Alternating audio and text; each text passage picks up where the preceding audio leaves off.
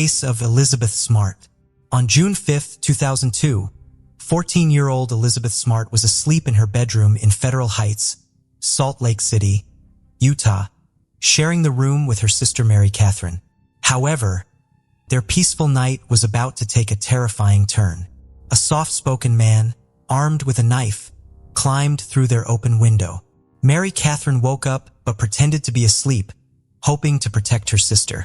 The man ordered Elizabeth to remain quiet, threatening harm if she didn't comply. In fear, Elizabeth put on her shoes and was taken outside. Mary Catherine waited for 2 hours before waking their parents, Ed and Lois Smart. She told them that someone had taken Elizabeth, but they didn't believe her at first, thinking she might have been dreaming. However, after examining the bedroom and noticing a cut window screen, they realized Mary Catherine was telling the truth. They immediately contacted the authorities, who arrived to question Mary Catherine about the kidnapper. Mary Catherine described the man as having dark hair on his head, arms, and hands. Though he spoke quietly, she found his voice familiar but couldn't recall where she had heard it. The police used the Rachel alert system to notify the public about Elizabeth's abduction, asking for assistance in locating her. As part of their investigation, the police looked into individuals who had toured the Smart family's home, which was on the market at the time. They also checked the family's computer to determine if Elizabeth had interacted with anyone suspicious online. The day after the kidnapping, Ed and Lois Smart made a heartfelt plea on national television, asking for their daughter's safe return. The police searched through the night for the suspicious individual but could not find them, leading them to dismiss the tip as unreliable. Another lead came from a milkman who claimed to have seen a man driving a gray Honda or Nissan on Elizabeth Street around the time of her disappearance. He wrote down the license plate number, but when the police checked, they couldn't find any information on it, so they dismissed the tip. The police investigation was complicated by the many people who showed up at the Smart residence soon after Elizabeth's abduction, which could have contaminated any potential evidence. Before we dive in, don't forget to subscribe to our new channel, where we uncover captivating and chilling cold cases that will keep you on the edge of your seat. You won't want to miss the twists and turns we have in store. Let's continue. They questioned a man who had contact with Elizabeth before her abduction, but he was released after they determined he wasn't involved. The search for Elizabeth continued with over 20 volunteer pilots searching the Salt Lake area from the air, but they found nothing. Tracking dogs indicated they had smelled something in Red Butte Canyon, but the police search of that area yielded nothing. Elizabeth's father, Ed, was exhausted from the search and was hospitalized briefly, but he was determined to keep looking for his daughter. He and his wife, Lois, were barely holding on, but they believed Elizabeth was alive and would come home to them. Ed took a polygraph test to aid the investigation, and the police ruled out the possibility that Elizabeth had staged her disappearance or run away. Mark Claus, whose daughter was kidnapped and murdered, reached out to the Smart family to offer support and share his own experiences. He noted that the internet had helped spread the word about Elizabeth's disappearance, which increased the chances of finding her. The police received information about a man named Brett Michael Edmonds, who was seen in the area around the time of Elizabeth's abduction. They searched for him, but he had relocated to New Mexico and Texas. After a chase, they arrested a man they thought was Brett, but it turned out to be the wrong person. The police investigated a man who resembled a suspect in Elizabeth's case, but they determined he was not involved. Meanwhile, they found Brett Michael Edmonds in West Virginia, where he was hospitalized due to an overdose and liver failure. Despite his critical condition, Brett was conscious and able to speak, allowing the police to question him about Elizabeth's abduction. After interviewing him, the police cleared Brett as a suspect. The police then shifted their attention to Richard Albert Ritchie, a 48-year-old man who had worked at Ed Smart's home for 2 months the previous year.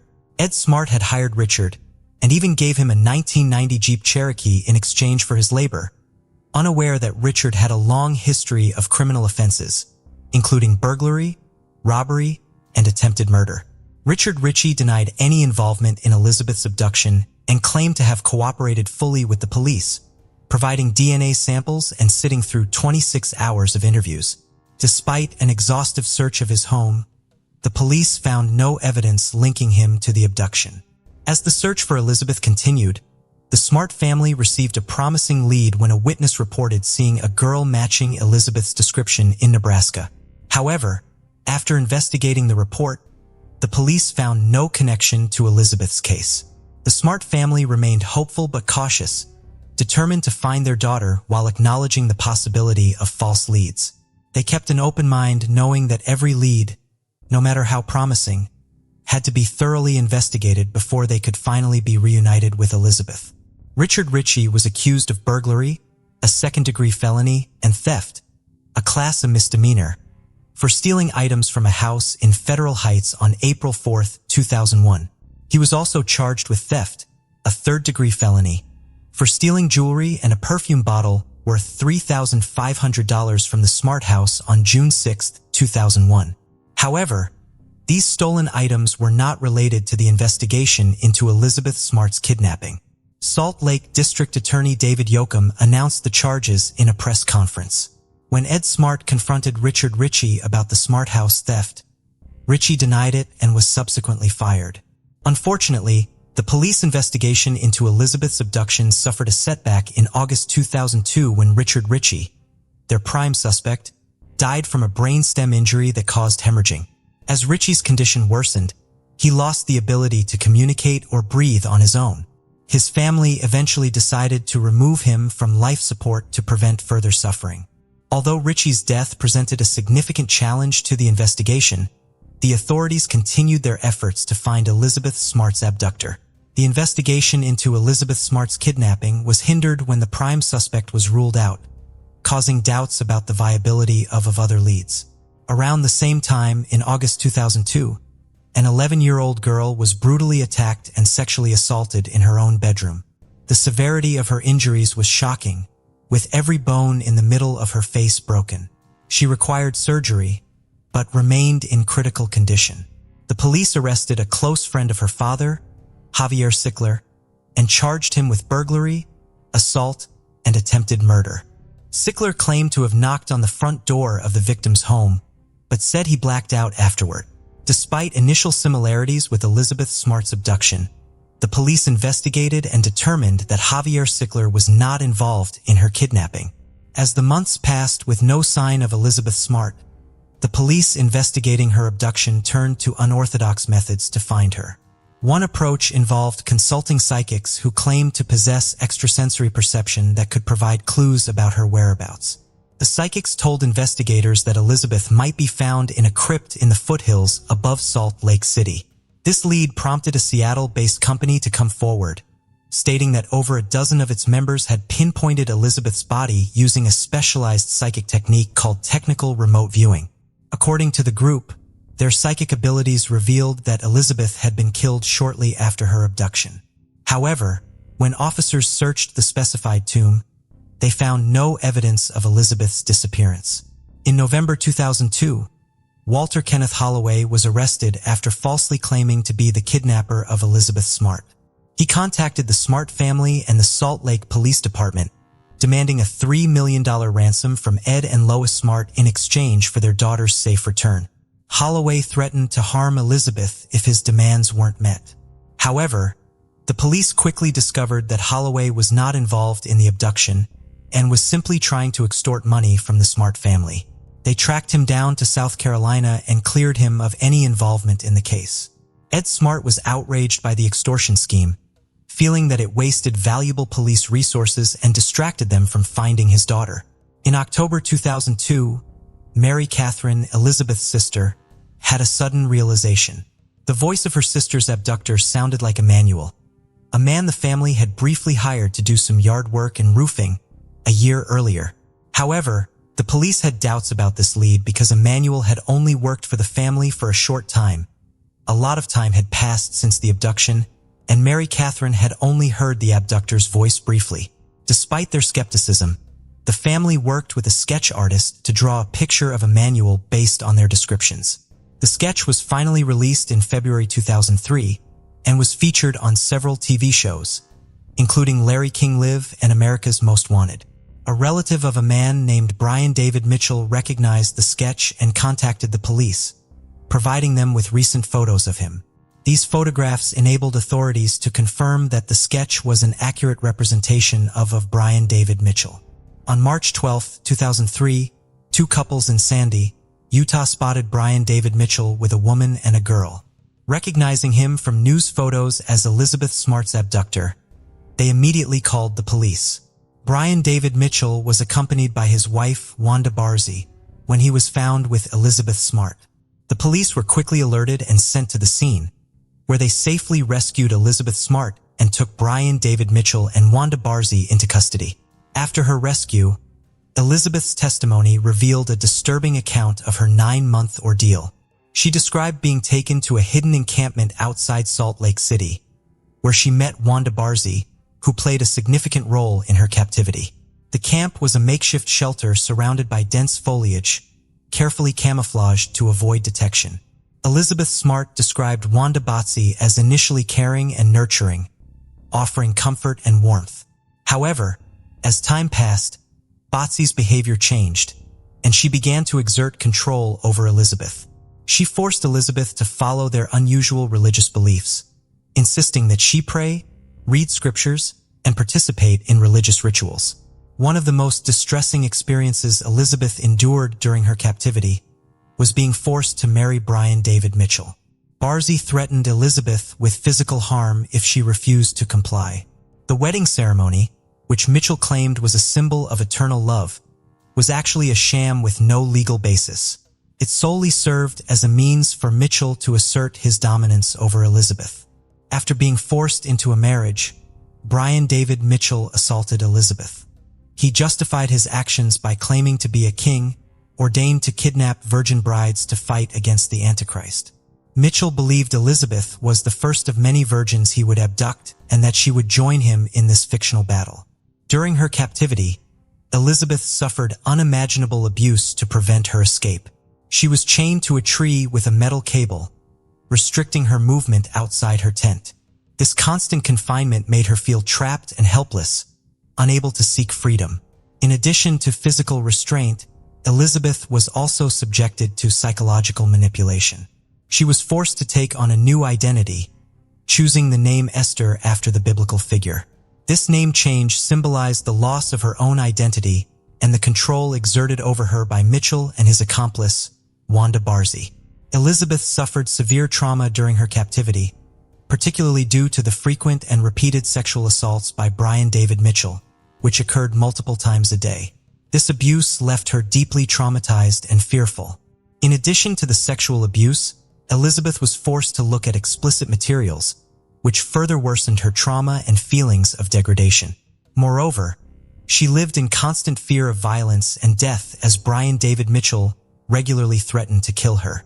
This perpetual state of fear and uncertainty amplified the abuse she endured, leaving her feeling utterly overwhelmed and powerless.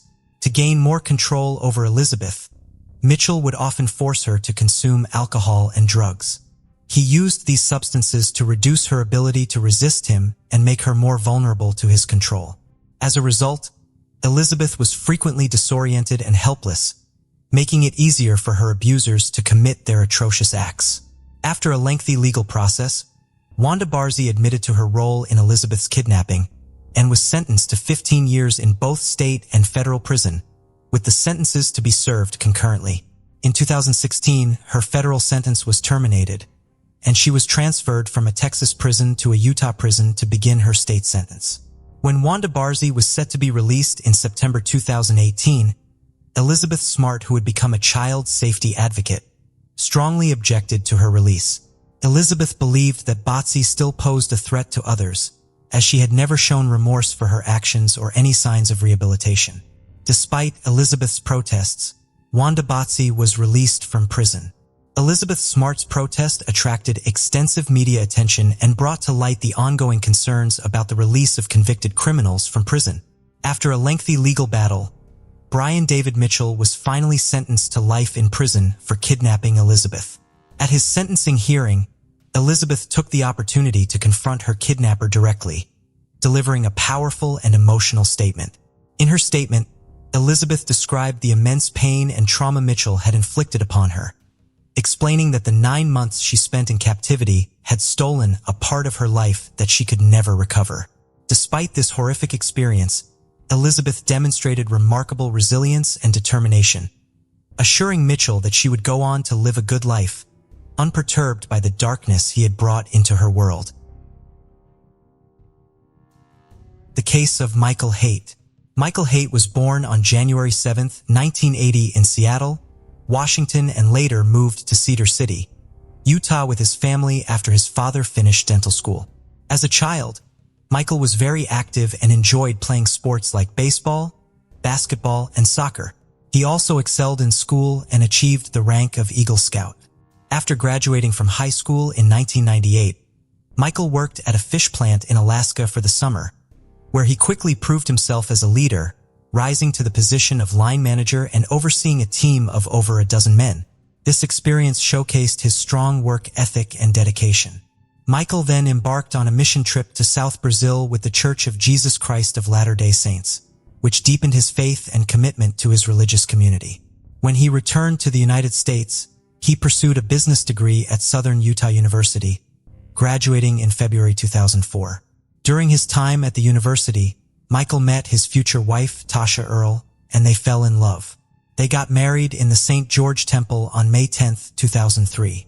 Michael appeared to be a devoted husband and father, often spending quality time with his family at sports events, school concerts, and working on projects together in the garage. On January 4, 2023, a shocking discovery was made at the Haight residence in Enoch. 8 bodies were found, leaving investigators and neighbors stunned. The events leading up to this gruesome finding began when Tasha Haight missed an online appointment, and her husband Michael failed to show up for work. Their concerned colleagues contacted the police to perform a welfare check at the Haight residence. When officers arrived, they knocked on the door but received no response. As they surveyed the property, it seemed empty. Considering the Haight's had 5 children, the police reached out to the Iron County School District to check if any of the kids were in school that day. However, it was found that none of the children were present.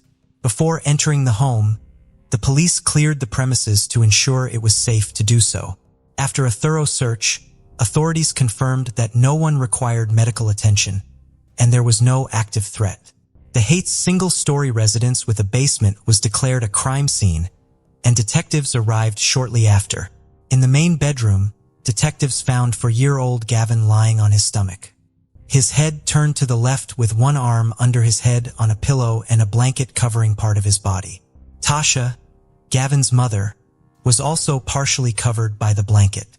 On the other side of the bed, detectives found an older woman, later identified as Gail Earle, Tasha's mother, lying on her back with her head resting on a pillow and partially covered by a blanket, similar to her daughter and grandson. In Bray's room, the 12-year-old girl was found lying in bed, slightly inclined and partially covered with a blanket. In Amon's room, a 7-year-old boy was found lying face down in the corner without a pillow or blanket.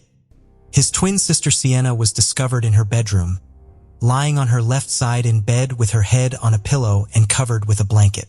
The eldest child, 17-year-old Macy, was found in her bed with her head on a pillow and her body covered with a blanket.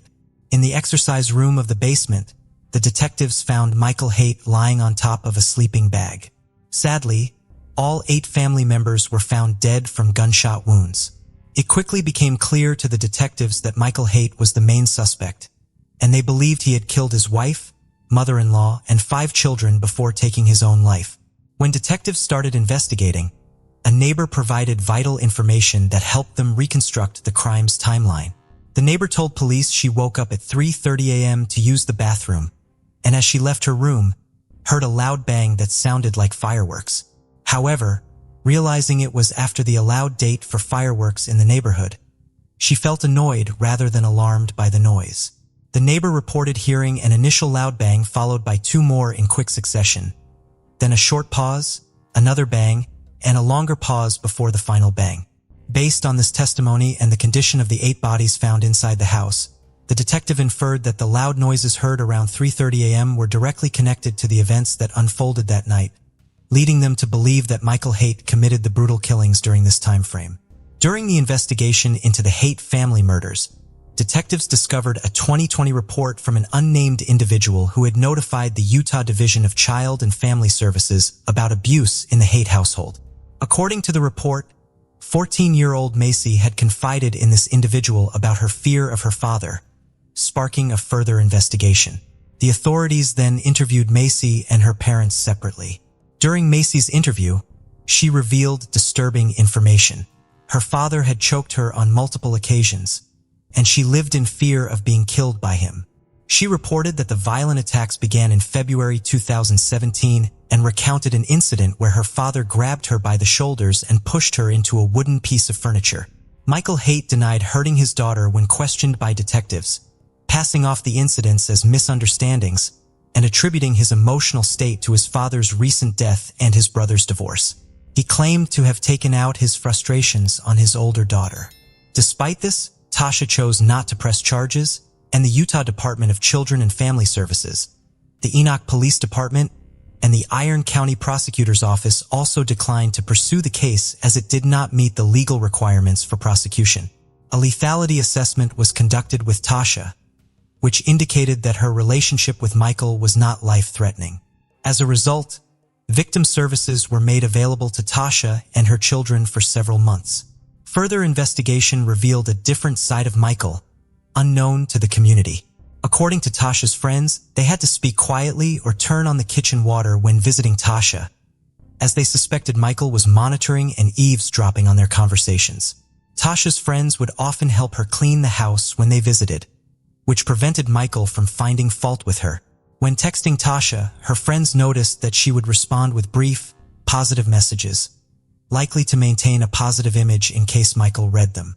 This suggested that everything was fine in their marriage. The detectives investigating the case discovered that Michael exhibited highly controlling behavior towards Tasha. For instance, he would take away her car keys and phone to restrict her freedom. Another red flag was his overreaction when Tasha bought a $30 rug from Walmart to replace a dirty one, which was a legitimate need. Michael's anger was unwarranted, and he claimed the purchase was excessive. Tasha confided in her friends that her 7-year-old son, Amon, was increasingly imitating Michael's bad behavior. When Tasha gave Amon instructions, he would respond, "That's not my job," which concerned Tasha as it showed his lack of responsibility and disregard for authority. Tasha's friends reported that in 2022, Tasha attempted to prioritize own well-being by getting her nails done, a rare treat for her, given her many responsibilities. However, her husband Michael refused to let her do so, imposing strict limits on her autonomy and freedom. Moreover, Michael frequently disregarded or ignored Tasha's instructions, and their friend, Ammon, often followed his lead in doing so. Tasha felt more confident in her appearance after indulging herself, and she decided to get her nails done every month. However, Michael was unhappy about this decision and expressed his disapproval, worried about the cost. Tasha explained that it would only cost $25 per month, but Michael was unconvinced, arguing that the money could be better spent on their children. Michael's reaction was rooted in his need for control and sense of financial responsibility towards their family. Around the same time, Tasha started prioritizing her self-care and began losing weight, which had been a sensitive topic for her since Michael had often called her fat and ugly. However, instead of being supportive, Michael became furious and accused Tasha of cheating on him, trying to explain the sudden change in her appearance. Michael's controlling behavior escalated as he tried to manipulate Tasha's weight loss, pleading with her to stop losing weight because he was worried that other men might find her attractive. This demand was driven by his own insecurities and desire for complete control over Tasha's body and behavior. Tasha's friends also told the police about an incident where the kitchen table broke, and Tasha needed to buy a new one. However, Michael refused to give her the money, further demonstrating his controlling behavior. Tasha was fed up with the old table and decided to take initiative by refinishing it to make it look better and more functional. However, Michael was unhappy with her decision because she didn't ask for his permission first. Michael was extremely frugal during the holiday season despite earning a good income. He only gave Tasha $100 for each of their 5 children to buy presents, which was not enough in Tasha's opinion. Tasha always made sure her children had a wonderful Christmas, But Michael refused to provide more funds, claiming that he worked hard for his money and saw no reason to give more to his family. He believed that his income was rightfully his alone. Michael's passion for reducing waste and conserving resources led him to implement strict rules on household habits. He forced Tasha to wash and reuse plastic bags even if they had been used only once or multiple times. This excessive demand for reusing bags added to Tasha's responsibilities, leaving her feeling burdened and overwhelmed.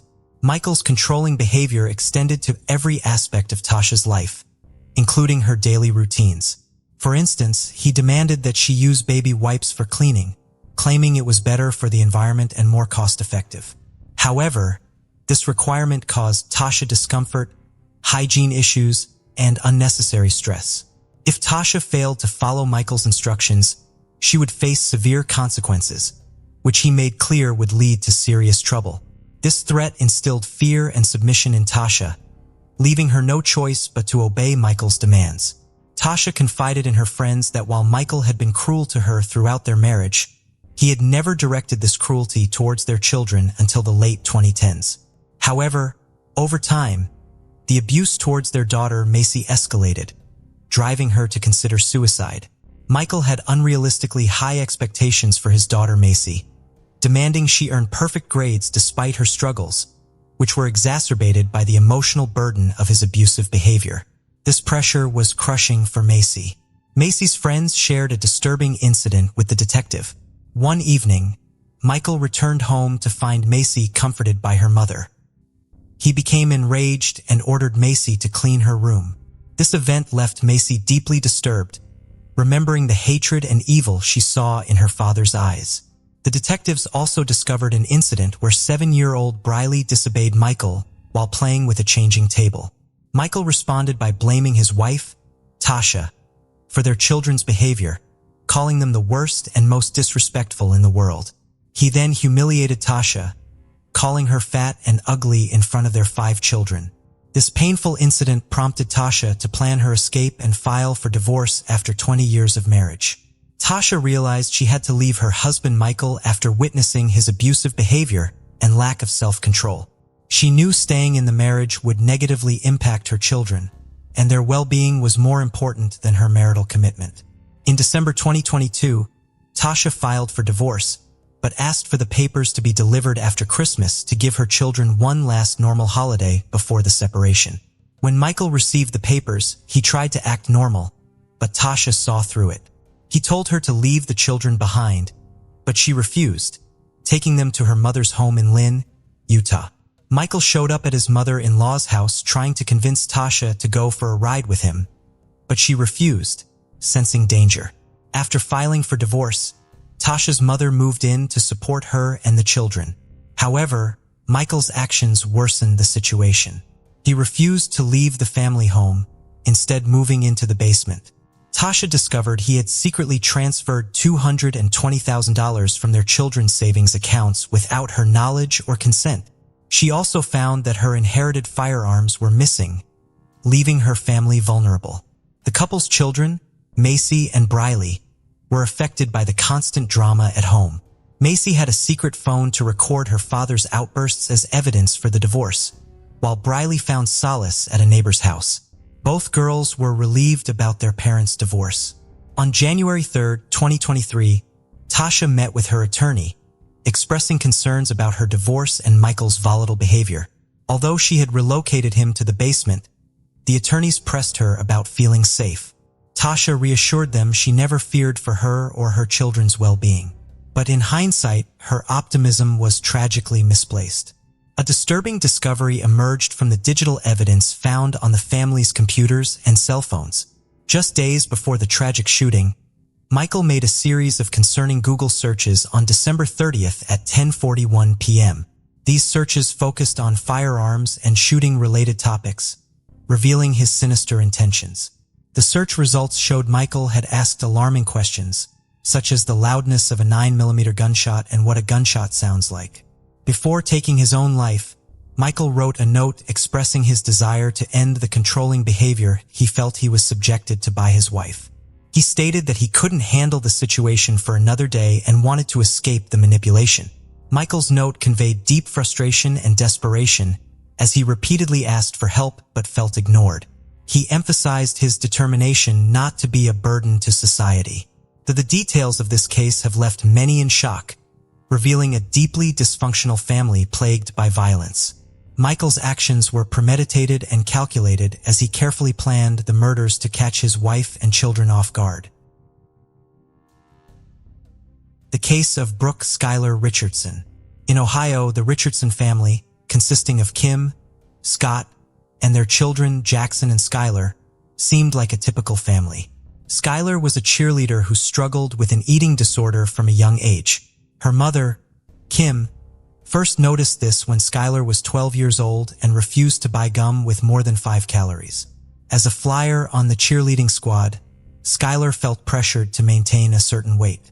This obsession with her body image led to a constant fear of gaining weight. During cheerleading season, Skyler started throwing up after meals to control her weight, which only made her issues worse. When the season ended, her struggles intensified.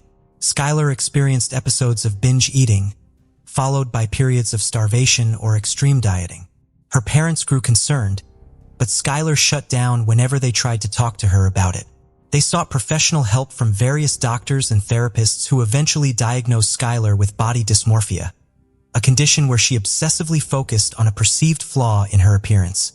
In July 2016, Skyler began dating a friend's cousin, but the relationship didn't last long.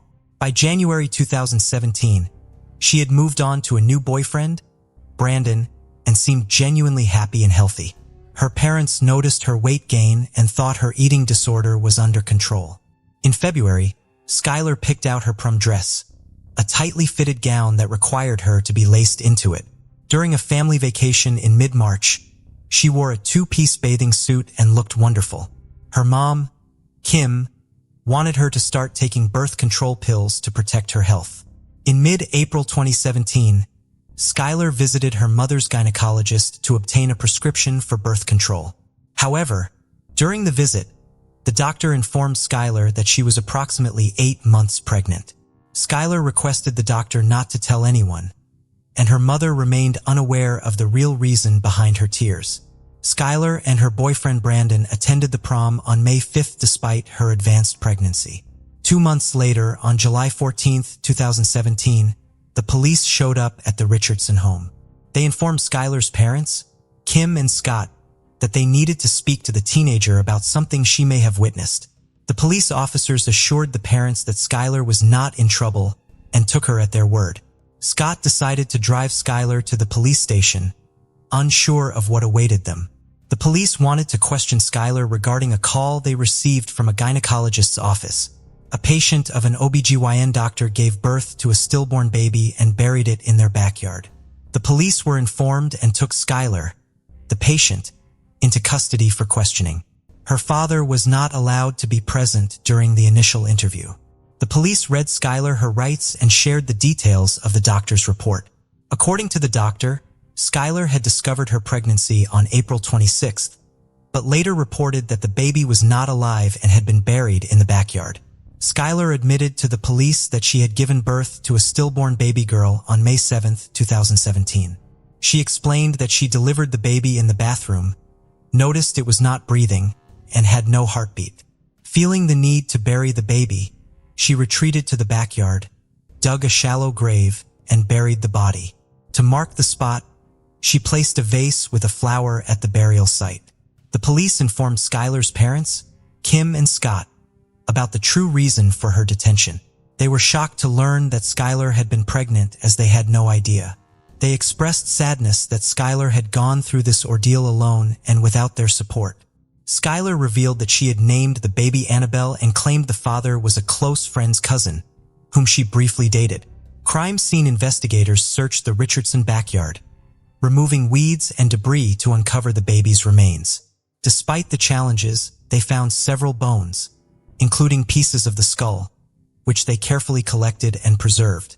After more than 5 hours of questioning, Skyler and her parents were allowed to return home. However, 6 days later, the police contacted Skyler again, informing her that they had received new information from the coroner's office. They claimed that the baby's bones showed signs of burning, which Skyler vehemently denied. She insisted that she would never harm her child. The police suggested that Skyler might have tried to cremate the baby to hide the evidence, but she continued to deny any wrongdoing. However, Skyler suddenly changed her story, admitting that she may have used a lighter to try and cremate the baby's remains.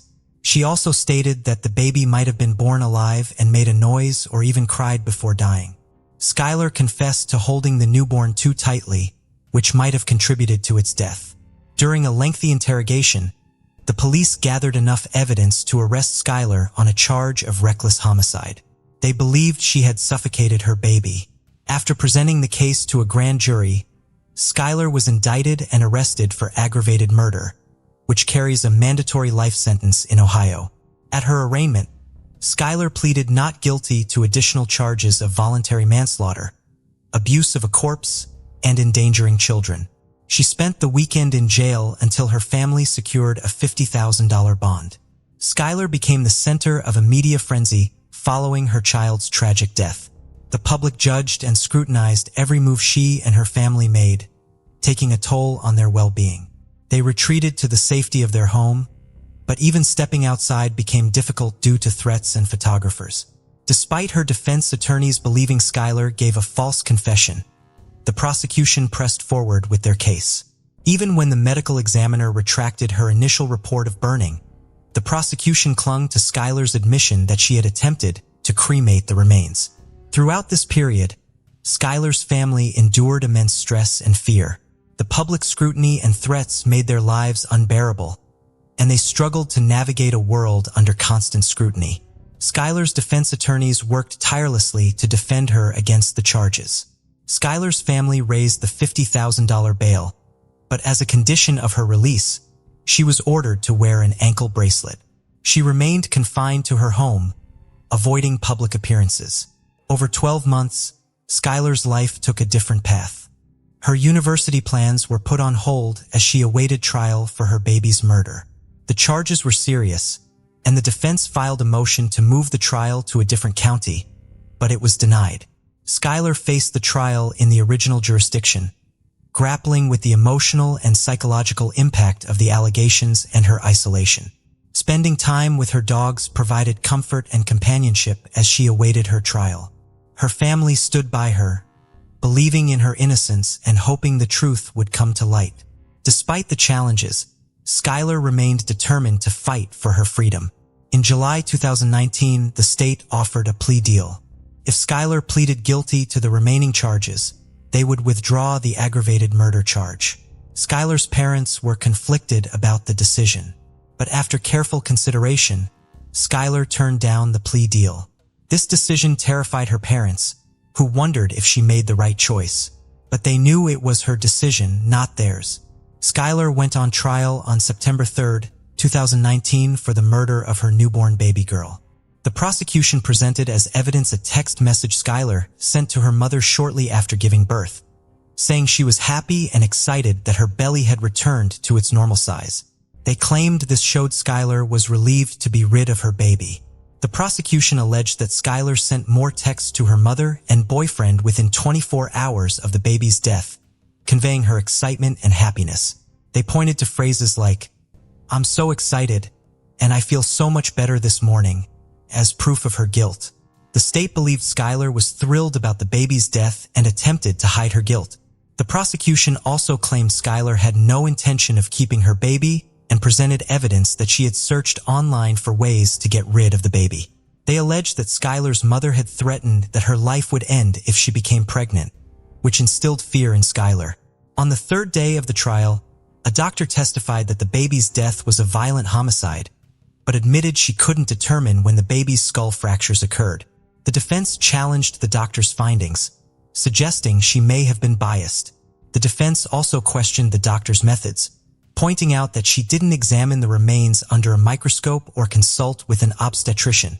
Another doctor, a fetal medicine specialist, testified that it was unlikely the baby was stillborn, citing Skyler's admission that she felt the baby moving inside her. The prosecution's case included shocking evidence, including images of the deceased baby's remains, which visibly Skyler during the trial. Skyler's reaction to seeing pictures of her baby's remains was to stare straight ahead, avoiding eye contact. This stoic behavior contrasted with her emotional response the previous day when the judge entered the room. Skyler's defense attorneys argued that her life was far from perfect even before the murder accusation. They claimed the prosecution's evidence was incomplete and misleading, and some texts were taken out of context. They emphasized that Skyler's frequent use of certain language did not prove she murdered her daughter. The defense highlighted Skyler's mental health struggles, particularly her long battle with an eating disorder. They presented evidence of her regular visits to a psychologist and nutritionist, along with pictures showing her varying weights and appearances. They argued that despite her physical state, Skyler tried to comfort and care for the lifeless body after giving birth. Skyler's attorney explained that she intended to tell her family about the pregnancy, but never had the chance. According to her doctor, she had 8 to 10 weeks before delivery and planned to attend prom and graduate before telling her mother, whom she knew would be unsupportive. An obstetrician testified that the baby was stillborn, and Skyler's description baby's appearance suggested it was not a healthy newborn. The doctor pointed out that Skyler only gained 15 pounds during pregnancy, possibly restricting the baby's development due to her eating disorder. The defense aimed to cast doubt on Skyler's statements to the police, suggesting she only told them what they wanted to hear. They argued that other factors may have contributed to the baby's death, and Skyler did not harm the baby. Skyler Richardson's trial lasted for 1 week, after which the jury deliberated for just 4 hours before returning a verdict. She was acquitted of aggravated murder, involuntary manslaughter, and child endangerment, but convicted of abuse of a corpse, a felony that carries a sentence of up to 1 year in prison. The judge ordered her to be held in jail until her sentencing hearing, which took place the next day. During the sentencing hearing, Skyler apologized for her actions and acknowledged the harm she had caused.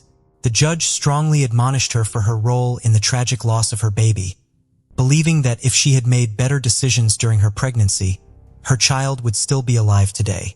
The judge sentenced her to 3 years probation for abuse of a corpse, emphasizing that her actions were morally reprehensible and illegal. In November 2020, a judge granted her request to terminate her probation 2 years early, acknowledging her progress and agreeing that she no longer required supervision. Since being acquitted, Skyler has taken advantage of her opportunity to demonstrate her rehabilitation. She has completed 2 semesters of college and has been working part-time at the law firm that represented her. Although she has faced challenges in finding employment due to her probationary status, Skyler remains determined to pursue her career goals, including attending law school and becoming a public defender. The case of Jaime Melgar. Sandra Melgar often lies in her small prison cell, reflecting on the unexpected turns her life has taken. She never imagined she'd become a widow and a suspect in her husband's murder. A year and a half after his tragic death, a grand jury indicted her, and nearly 5 years later, a jury convicted her based solely on circumstantial evidence. There was no clear motive or physical proof linking her to the crime. Since her husband's passing, every day has been a living nightmare for Sandra, now 59. Sometimes, she still expects to go back home and catches herself wanting to share things with him, only to remember he's gone. In a recent interview, Sandra's blue eyes were red and puffy from crying. She said with tears streaming down her pale cheeks that it didn't feel like he was really gone and that it was like he was just away on a trip. She paused, then continued that she tried not to dwell on it and knew she would see him again. For the past 10 months, Sandra had been imprisoned at the William P. Hobby Unit, a women's prison in the Texas countryside. Sandra maintains contact with her friends and family, many of whom still believe she is innocent. Despite the difficulties of communicating in a noisy prison environment and her soft voice, she regularly talks to her daughter, Elizabeth Liz Melgar Rose. Sandra also writes letters to her friends who keep her updated about her Pomeranian, Lola, who was at home on the night of the incident. Thanks to the efforts of one of her closest friends, Sandra gets to spend a couple of hours with a rotating group of friends and family every weekend. Her daughter, Liz, is her biggest supporter, acting as her spokesperson and passionately arguing that her mother's imprisonment is a grave injustice that has deprived her of both parents. Liz mentioned that she had never seen her mother so broken and devastated, and that she had never been able to recover from that. Sandra's husband, Jaime, met a tragic end on December 23, 2012. Sandra has no memory of that night, which has raised suspicions among investigators. However, she maintains her innocence, insisting she did not commit the crime.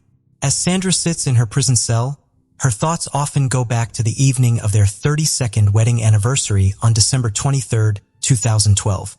That night, she and Jaime had celebrated together. Later, she was awoken by their barking dogs to find herself bound and gagged on the closet floor, her head throbbing and her body aching. Sandra tried to stretch her legs and peek through the gap under the closet door, but her bindings and 2 hip replacements as limited her movement. Even if she could free herself, a chair blocked the door handle, preventing her escape. In the same closet, she would later discover her husband Jaime lying lifeless with 31 stab wounds to his hands and chest. The white walls were now stained with blood, and a gray telephone cord was used to bind Jaime's feet. A medical examiner later determined that all of Jaime's injuries were defensive wounds, indicating that he had fought back against his attacker instead of trying to escape. One particularly vicious blow had nearly severed his right thumb, which likely contributed to the extensive blood splatters found in the closet and bedroom. The bedroom was in disarray, with dresser drawers open, and clothes, books, and pill bottles scattered all over the floor. Sandra's purse and wallet had been rummaged through, and their contents were strewn across the blood-stained white comforter on the bed. A small white medical stool at the foot of the bed had blood stains on it, suggesting that it had been used as a makeshift surface for a knife during the attack. Nearby, a wooden chair had blood dripping down its back. The jacuzzi bathtub, where Sandra and Jaime had celebrated their 32nd wedding anniversary just the night before, told a tragic story. A blood-stained white blouse, a green towel, and a silver chef knife with a 6-inch blade covered in blood droplets in every crevice were found in the bathtub, revealing the chilling details of the events that had unfolded. Police identified a knife as the murder weapon, a stark contrast to the joyful evening that had preceded it. Earlier that night, Sandra and Jaime had celebrated their 32nd wedding anniversary with dinner at their favorite Mexican restaurant, planning to continue the celebration in their jacuzzi with candles, cocktails, strawberries, and whipped cream. After more than 3 decades together, Jaime and Sandra remained deeply in love, as Sandra would later tell the authorities. They had met in their senior year at Lamar High School, where Jaime was immediately smitten with the 17-year-old Sandra, who had blue eyes and blonde hair. Sandra was drawn to his sense of humor, intelligence, and kind nature, while Jaime admired her intelligence, down-to-earth personality, and humility. Before long, they became extremely close, and 2 years after graduating from high school, they got married in a simple ceremony at a courthouse in downtown Houston. On their anniversary, Sandra and Jaime relaxed in their jacuzzi, reflecting on their past and future. They dreamed of traveling, visiting the Grand Canyon, Ireland, and seeing the Northern Lights. With Jaime's retirement from the Houston Independent School District approaching, they envisioned a beachfront property to settle down after their adventures.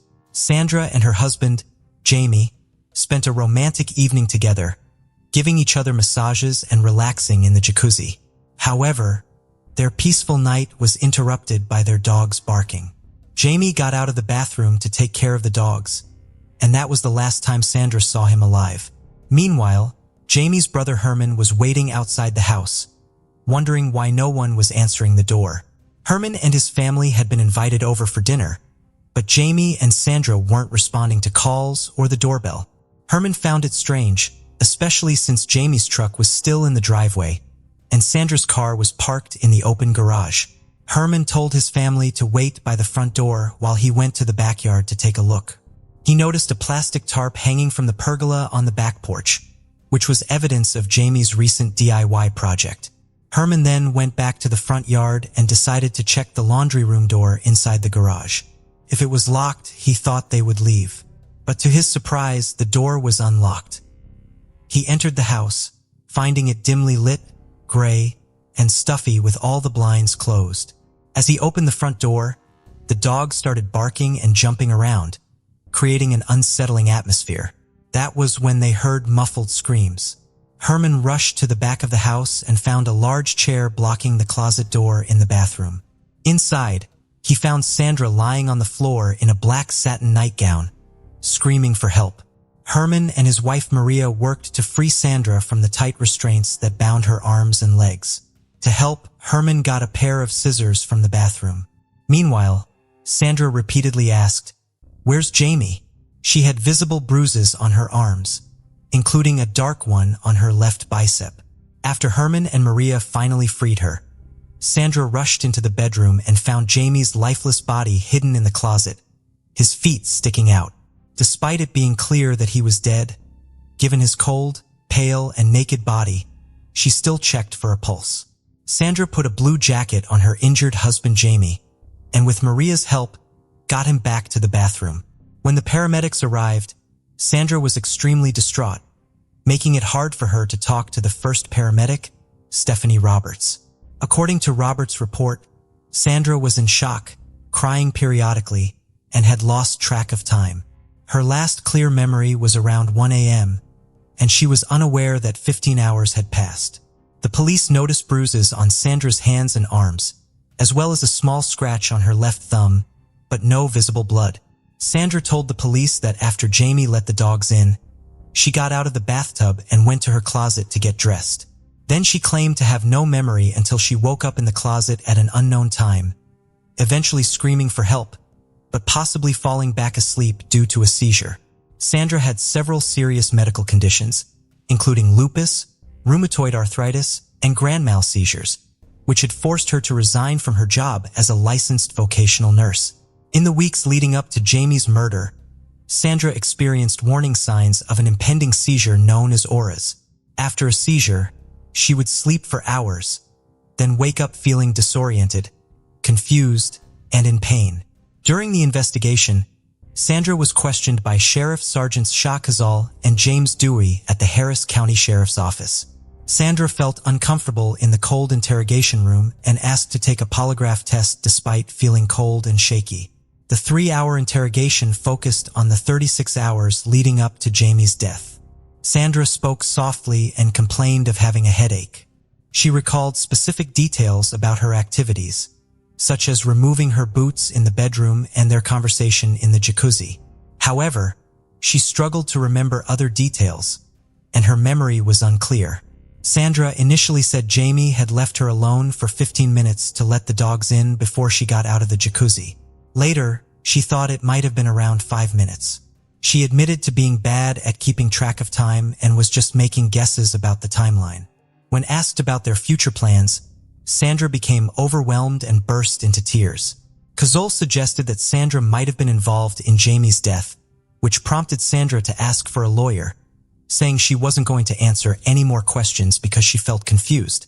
Dewey asked Sandra if she would take a polygraph test, but she refused, citing concerns about her nervousness, physical symptoms, and the potential for the results to be used against her.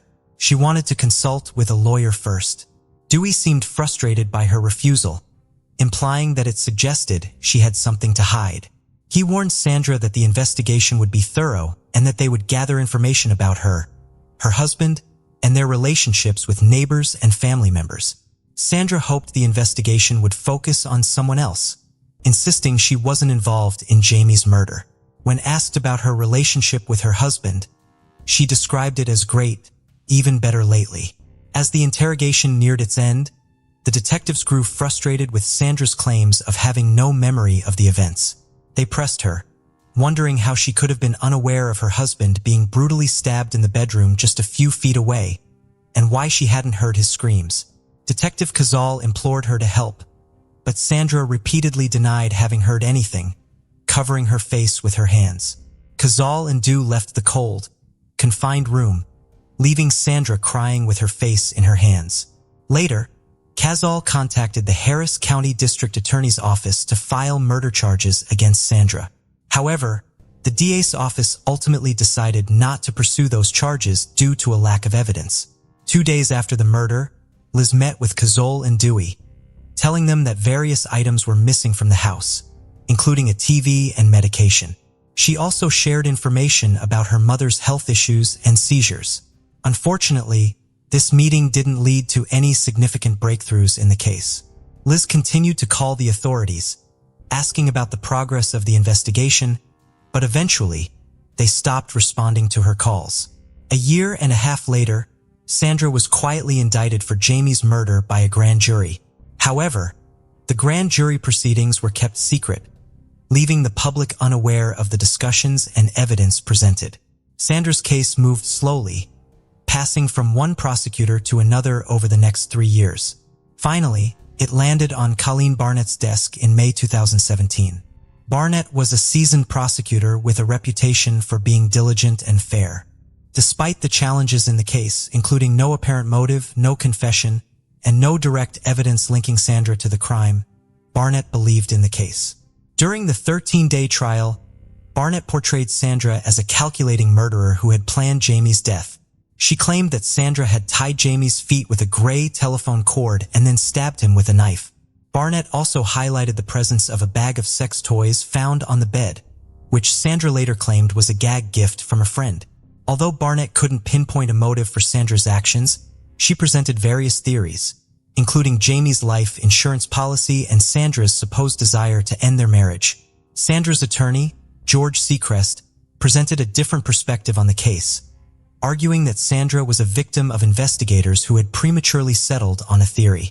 He claimed that the lack of physical evidence connecting Sandra to the crime, including the absence of her blood at the scene and cuts on her hands, suggested that she was not involved.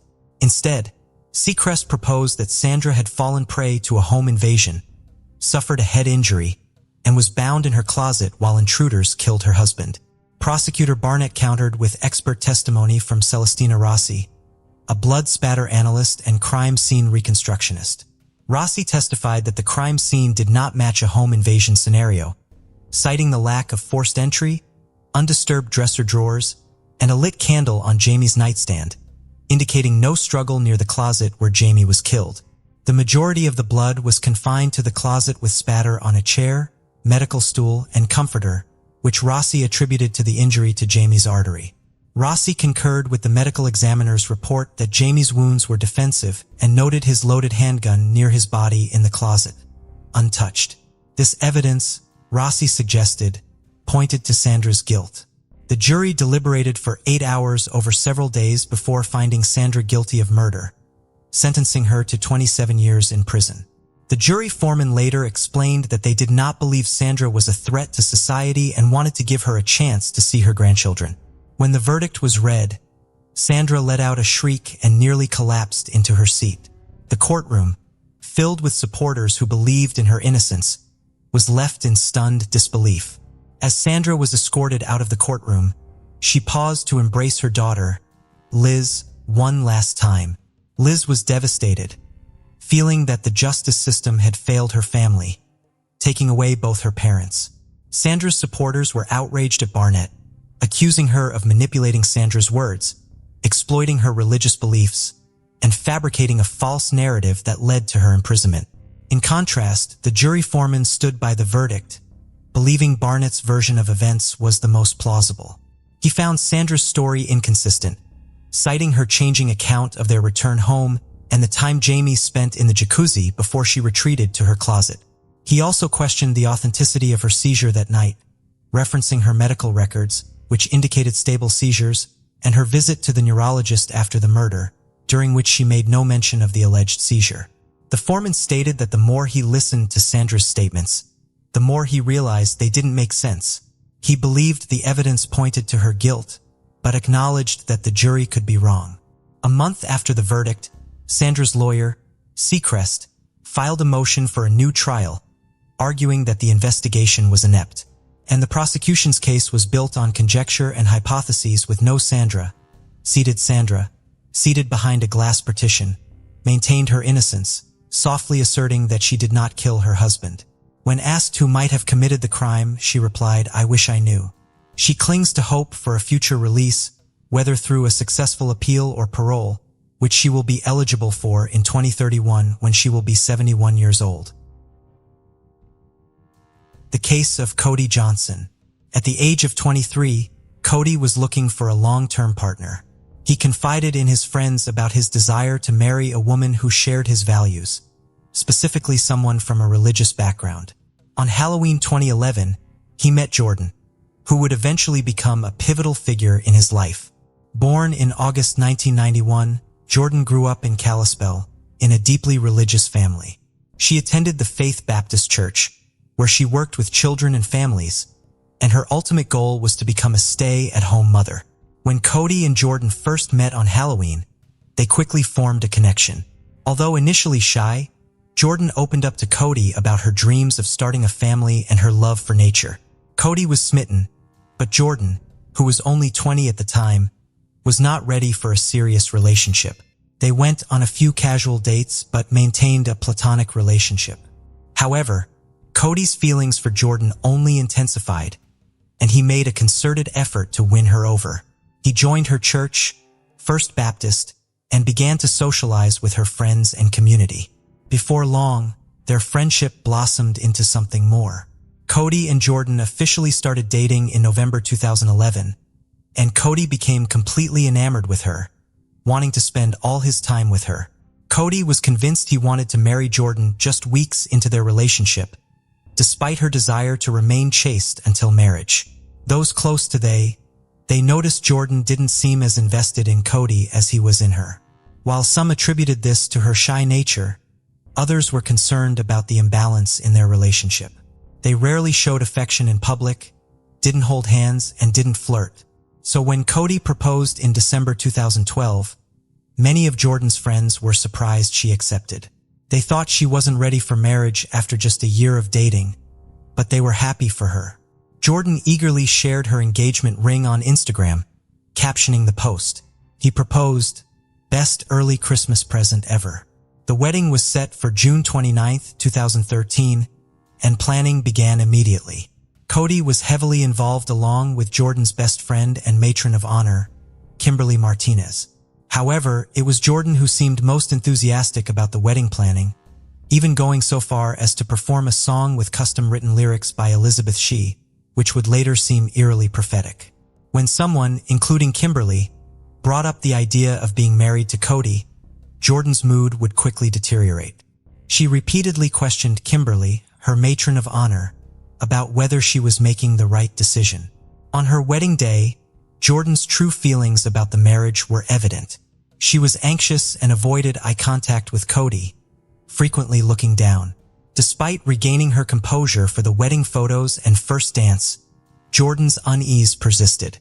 The morning after the wedding, Jordan confided in a friend via text from their honeymoon hotel room. She revealed that she had not consummated the marriage and had rejected Cody's advances, not only on their wedding night, but for the next 6 nights as well. Jordan was anxious about Cody's expectations and didn't want to be intimate. She planned to use the excuse that her period had started, hoping it would work, as she feared being forced into something would cause her to panic. Jordan had an intense fear of sex due to her faith and reservations about Cody, causing her to feel anxious about intimacy with him. This anxiety reached a boiling point on July 7th, 8 days after their wedding, when Cody canceled his golfing trip with friends at the last minute because Jordan had planned a surprise for him. After attending church and spending some time alone on the lake, they had dinner with friends at Dairy Queen. Cody then went home with Jordan, and this was the last time anyone saw him. When Cody failed to show up for work, his coworker Cameron Fredrickson became concerned. As a reliable and punctual employee, Cody's absence was unusual. Cameron decided to visit Cody's new house, which he had purchased with Jordan before their wedding. After knocking with no response, Cameron let himself in and searched the house for any clues about their disappearance. However, he found nothing. Cameron's concern turned to fear when he discovered Cody's phone in the garage. It was unusual for Cody to be without his phone, and this sparked grave concerns. After making several calls, Cameron learned that no one had seen Cody since dinner at Dairy Queen at 8:30. He immediately went to the police station to file a missing persons report, and the authorities took the case seriously from the start. Officer Chaz Zimmerman, one of the first to question Cameron, was struck by his distress. Zimmerman found it odd that Cameron's boss, not his wife Kimberly, reported him missing. Later that day, Kimberly finally reached Jordan, who claimed that Cameron had left with friends in a black car with Washington plates. According to Jordan, Cameron had received a disturbing phone call at the restaurant, so she gave him space. However, that night, Kimberly retrieved her phone charger from their car and discovered a text from Cody. The message stated that Cameron had planned to go for a ride with out-of-town friends who were visiting. Cody was unclear about the friends' identities, but Cameron always took his visiting friends to Glacier Park. Jordan told the police that she didn't recognize the men who were involved in Cody's disappearance and that they hadn't fought that night. She suggested that Cody might have gone joyriding with his friends from out of town as a possible reason for his disappearance. When questioned about why she didn't report Cody missing, Jordan explained that she didn't want to upset him by filing a report if he was planning to return within a few hours. However, as the hours turned into days, Cody's friends and family gathered at the family home, expressing confusion over his sudden disappearance. It didn't seem like something Cody would do, leaving his wife without a word. Jordan maintained her story until Kimberly confronted her about it. As the conversation continued, Jordan became increasingly uncomfortable. Eventually, she became so agitated that she threw her wedding ring across the room. While some thought this was just her unusual way of coping with the situation, Kimberly was convinced that Jordan was hiding something. The next day, she returned home and called her friend. Meanwhile, Jordan was summoned to the police station, where she was confronted by officers about the inconsistencies in her story. One of the officers said, "Jordan, I've gathered information that contradicts what you're telling me. I've spoken to several people, and it's crucial that I know you're being honest." Jordan responded, "I understand, and I think there's more to the story." Around the same time, Sher Johnson met with the police, armed with Cody's phone records from the day he vanished. She was worried about her son and hoped that the mysterious man Cody had called could provide some clues about his disappearance. However, it turned out that the mysterious caller was simply a friend returning a tool to Cody. The police quickly ruled him out as a suspect because he had a solid alibi. His wife was in labor at the time of Cody's disappearance. With all other leads exhausted, the police refocused their attention on Jordan. It was clear that she was hiding something, but her story didn't quite add up. On July 10th, a crucial breakthrough emerged in the case. An unexpected email arrived from Carmen Tony 607, claiming that Cody was dead, and there was no need to continue searching. The message read, "Hello, Jordan. My name is Tony. There is no bother looking for Cody anymore. He is gone." Jordan showed the email to Hannah, remaining expressionless as he relayed the news. According to the email, Cody had supposedly died after falling off a cliff in Glacier National Park while with unknown companions. Hannah was devastated upon reading the message and urged Jordan to report it to the police immediately. Hannah recalled her reaction. "I was freaking out, asking what was going on. I read the email and it said Cody was gone. Jordan didn't show any emotion, didn't even cry. She just handed me the email and I started shaking. I told her to go to the police and she did. But I was rushing her, saying, 'Go move. What are you doing?'" Detective Corey Clark was frustrated that the investigation was ongoing, and an anonymous email hadn't provided the closure they needed. In fact, the email seemed suspiciously convenient at providing the exact information they'd been searching for and advising them to call off the search. What bothered Clark more than the email's content was Jordan's reaction or lack thereof. She seemed completely unfazed by the news, which implied her husband's death. Jordan's behavior became even more peculiar when she organized a trip to Glacier National Park with her friends and family to search for Cody. According to Hannah, Jordan was strangely chipper during the entire drive to the park, waving her hand out the window as they went. Despite finding nothing on the first day, they resumed their search on the second day, and it was then that Jordan suddenly claimed to have found Cody's body. Her announcement was met with skepticism. "I think he's down there," she said, leaving Clark wondering why on earth Cody would be in that location. "It's baffling that someone would do such a thing. This wall serves a purpose, after all." The autopsy revealed that the victim's head and arms suffered the most damage from the fall. Cody's loved ones were heartbroken over his death, But Jordan felt a sense of relief, according to Hannah. Now that a body had been found, the authorities would finally close the case. However, there was still a major issue. The police had no idea who man Tony 607 was. When Jordan was first questioned about the mysterious message, she directed the police to Tony Stallcup, a fellow car enthusiast and acquaintance of Cody's. Although Tony hadn't seen Cody in several months, he was so worried about him that he gave the police full access to his accounts. The police were unable to find the email address they were looking for, and Jordan and Cody's phone records did not provide much information. As a result, they had to contact Google to obtain the IP address associated with Carmen Tony 607. While waiting for this information, the police re-interviewed Cody's family and friends. During these interviews, Kimberly finally shared with the police Jordan's fragile mental state leading up to her marriage to Cody. She had expressed doubts and fears about marrying him, asking Kimberly multiple times if she should go through with the wedding.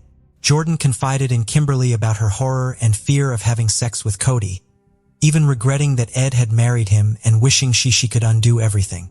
When Kimberly advised Jordan to be honest with Cody about her feelings, Jordan responded, "I should be happy, but I'm not. If I tell him, it's going to break his heart." 2 days before Cody's disappearance, Jordan typed a disturbing message. "He held me down the other night, and he was in my face."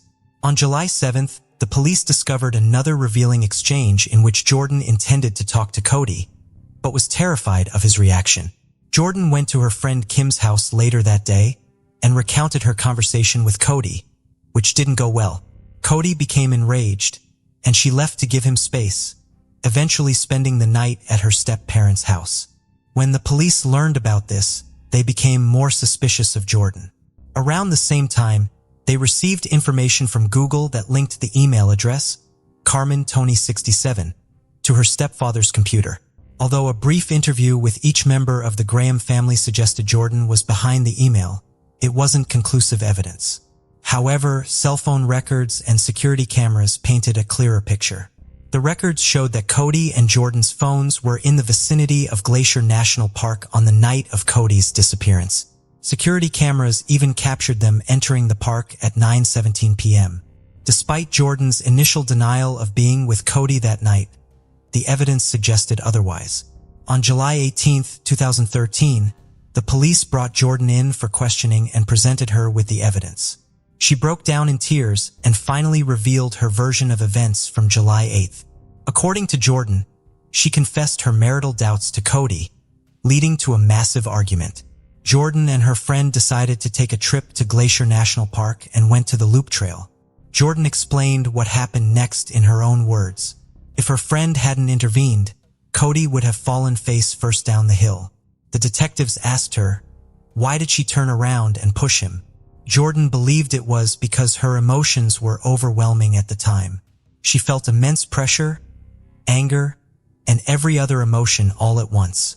The detectives were interested in her comment about a blindfold, as they suspected a connection to a stray scarf found near the crime scene. However, Jordan didn't provide any further information, and it was eventually proven to be unrelated. Jordan claimed that Cody's death was an accident and that she didn't plan the assault in any way. Jordan explained that she hadn't planned to kill her husband, Cody. The situation escalated, and in the heat of the moment, she pushed him off the bridge. When asked about the incident, Jordan admitted that Cody had turned his back to her, facing the cliff, and she pushed him with both hands. She also confessed to creating a fake identity, Carmen Tony, and sending messages from her stepfather's house. Despite her confession, the police didn't charge Jordan that day, and she walked out of the station a free woman. However, they later arrested her at Cody's funeral on July 22nd, after she was seen texting on her phone, displaying a lack of respect that eroded any remaining sympathy for her. Rumors circulated that funeral, including texting, seemed to confirm these suspicions, implying that she was more concerned about herself than mourning Cody's death. Jordan's motives were called into question as people wondered if she ever truly loved Cody. She was arrested and charged with first-degree murder and making false statements. After reviewing the evidence, the jury added premeditated first-degree murder to the list of charges. Her trial began on December 9, 2013. From the start, the prosecution aggressively challenged Jordan's story, raising doubts and inconsistencies. They questioned why she lied to Cody's friends and family, and whether she was truly remorseful or innocent. The prosecution's questioning was relentless, and Jordan's situation looked increasingly dire. The testimonies from Cody's loved ones further damaged Jordan's case, portraying her as a heartless wife who murdered her husband to avoid intimacy. Her defense team attempted to argue self-defense, but it seemed unlikely to succeed. Faced with the possibility of a worse outcome, Jordan opted for a plea deal, accepting a 30-year prison sentence without parole in exchange for the prosecution dropping the first-degree murder charge. Before Jordan was sentenced, she tried to withdraw her guilty plea when she learned the prosecution intended to pursue a charge of premeditated first-degree murder, which carried a maximum 50-year sentence. The decision was up to District Judge Donald Malloy, who had to decide whether to accept her original plea or start a new trial. On December 13, 2013, Judge Malloy sentenced Jordan Lynn Graham to 30 years and 5 months in prison. Despite Jordan's attempt to reverse her plea, her case was not reopened or re-examined. The federal prosecution aimed to set a precedent with her case, sending a message that anyone who commits murder under federal jurisdiction will face swift and severe punishment. As a result, Jordan will not be released from prison until she is over 52 years old. The case of Heidi Furus. Heidi Marie Erickson was born on December 14, 1984 to John and Alinda Erickson and was the youngest of their 3 children and their only daughter. She was known for her playful and artistic nature and lived her life to the fullest. After graduating from high school in February 2003, she continued her education at the University of Northwestern in Roseville. During this time, she was a regular attendee at Calvary Church in the city, where she had been involved since her early years. It was at Calvary Church that she met Nick Furus, with whom she shared the role of youth group leaders, serving their community with dedication and passion. Nicholas Furus was born on February 25, 1983 to Julie and Steve Furus. He was a driven and ambitious young man who dedicated himself to his work as the director of operations at a reputable carpet cleaning company. Known for his well-rounded personality and strong work ethic, he had found his true match in Heidi, whom he met at their shared place of worship, Calvary Church, in February 2005. At the ages of 22 and 20, respectively, Nick and Heidi made the joyful decision to take their relationship to the next level. Surrounded by their loved ones and the familiar walls of the church that had witnessed the blossoming of their love, they exchanged vows, sealing their commitment to each other. To their friends and community, Nick and Heidi's marriage appeared perfect. They shared a love for travel, biking, and their church. They often hosted dinner parties for their loved ones. Heidi had recently started working at a financial firm where her father was employed. Their bond seemed to be growing stronger with time. However, behind closed doors, a different story was unfolding. On the morning of April 25, 2010, Heidi called 911 from her home in St. Paul, Minnesota, reporting a break-in. Only 38 seconds into the call, Heidi yelled no, and a gunshot was heard. 65 seconds later, Nick used Heidi's phone to contact the dispatcher saying, "Please, someone just broke into my house and shot me and my wife." Nick was overcome with grief, repeatedly crying and begging for help, saying, "Oh my Heidi, my wife is dead. Please get here." He also shouted no in despair. When the police arrived, they found Heidi unresponsive on the kitchen floor with a gunshot wound to her back.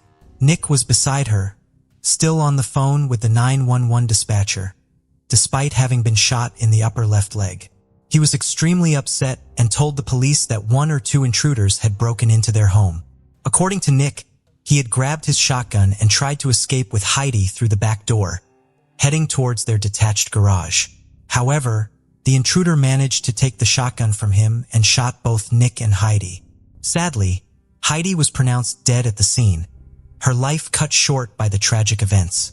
Nick, meanwhile, was rushed to the hospital for treatment and was later questioned by the police while still in the hospital. Police asked Nick why he and Heidi left the safety of their bedroom to face the potential danger. Nick explained that they were trying to escape through the back door. After receiving medical treatment for his wounds at the hospital, Nick was released just 3 hours later and was interviewed again at the police station about the incident. At the police station, Nick provided a detailed account of what happened. He recalled watching a movie with Heidi and having a glass of wine before going to bed around midnight. Nick said he woke up around 6:10 to 6:15 a.m. when he heard the screen door open and someone fiddling with the doorknob. The investigators questioned Nick about locking the deadbolt, and he admitted that he and Heidi usually made sure to lock it, but he believed he had forgotten to do so that particular night. After hearing the noises, Nick retrieved his shotgun from the upstairs closet, which he had brought up from the basement a month ago because he noticed it was starting to rust. Although the shotgun was initially empty, Nick loaded it when he heard the noises. He then woke up Heidi, instructed her to call 911, and told her to leave the house and go to the garage where their cars were parked. Nick also shared that he and Heidi had a safety plan in place in case of trouble, which was to go to the garage where their cars were parked. Nick, who is right-handed, was holding a pair of jeans in his right hand and a shotgun in his left hand as he walked behind Heidi toward the garage. They stopped at the front door where Heidi retrieved her wallet from a table. Suddenly, the door burst open, and a tall, dark-skinned man rushed in. The intruder wore a dark hooded sweatshirt with the hood pulled tightly around his face. Nick dropped the jeans and the intruder grabbed the shotgun barrel. The two men then engaged in a physical struggle. During the altercation, the gun fired, and Nick said his finger accidentally slipped onto the trigger. He believed he hit Heidi in the back, causing her to collapse immediately.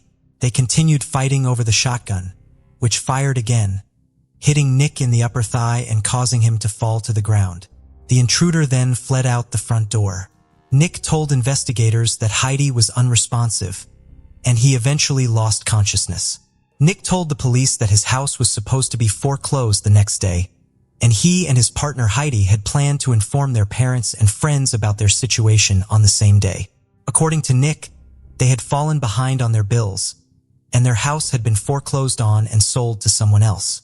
As a result, they were required to vacate the premises, but they hadn't shared this information with anyone.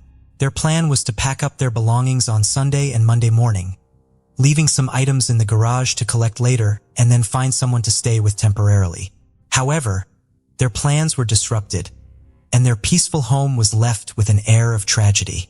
The lives of Nick and Heidi were forever changed by the devastating events of that morning. The investigation continued, with law enforcement securing the area and interviewing residents. None of the neighbors reported seeing anyone leaving the Fergus residence. However, one neighbor, Brendan O'Connell, who was looking after kittens in a nearby house, told the authorities that he heard an argument, followed by gunfire. Nick begged for mercy, claiming a shooter had attacked him and a woman. After talking to police, Nick's lawyer hired an artist to update the sketch, details emerging, an African-American male, 40 to 60 years old. The police initially searched for an unknown African-American male intruder based on Nick's description, but found no evidence or witnesses to support his story. Despite a thorough investigation, no one was arrested or charged in connection with Heidi's death, leaving the case unsolved for many years. Years later, a surprising revelation came to light. Over 10 years had passed since Heidi's murder, and Nick had seemingly moved on with his life, marrying Rachel and starting a family. However, when financial troubles resurfaced, Rachel began to suspect that Nick was hiding something. Rachel's concerns about their financial situation and Nick's evasiveness sparked her curiosity, prompting her to investigate Nick's past. As she dug deeper, she uncovered secrets and inconsistencies that made her question everything she thought she knew about her husband and his possible involvement in Heidi's death. Rachel was unaware of the financial troubles her husband Nick was hiding, similar to those he had faced with his previous wife Heidi years earlier. Her concerns prompted her to contact the authorities, which renewed interest in Heidi's murder case. Investigators began looking into Nick's second marriage to Rachel, whom he married in 2012. However, by the time Rachel spoke with the authorities, she had already divorced Nick due to his growing financial problems. Before their 2019 divorce, Rachel had recorded a conversation where she confronted Nick about his deception. She told investigators that Nick was repeating the same patterns he had with Heidi, including failing to pay property taxes. In fact, she had seen a letter warning that they would be evicted by 2020 if the taxes weren't paid. Rachel's decision to contact the police with her suspicions set off a chain of events that would once again bring the Heidi Furus murder case into the spotlight. Sergeant Nicole Sykes, assigned to the case, listened carefully to Rachel's concerns and began re-examining the evidence. Sergeant Nicole Sykes of the St. Paul Police Department was determined to solve Heidi's murder. To uncover the truth, she made a bold decision to ask the FBI to analyze the 911 audio recordings. She hoped to find crucial clues that could explain what happened on the night of the murder. The FBI's analysis yielded a surprising result. It found no evidence of a third person being present during the incident. This discovery contradicted the husband's earlier statement to the police, leaving Sergeant Sykes and her team puzzled. If only Heidi and her husband were in the house, what led to her death? The absence of a third person increased suspicion around the husband's involvement in the crime. Sergeant Sykes was more determined than ever to uncover the truth and bring justice to Heidi and her grieving family. The FBI's findings opened up a new avenue of investigation, which Sergeant Sykes was committed to pursuing with increased intensity.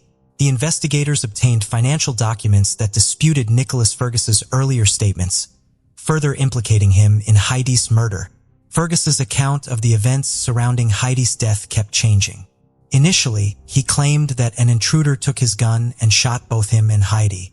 Later, he said that the intruder didn't take the gun, but his own finger accidentally pulled the trigger, hitting Heidi in the back. The crime scene investigation yielded no signs of a struggle, such as overturned furniture or marks on the walls, contradicting Fergus's account.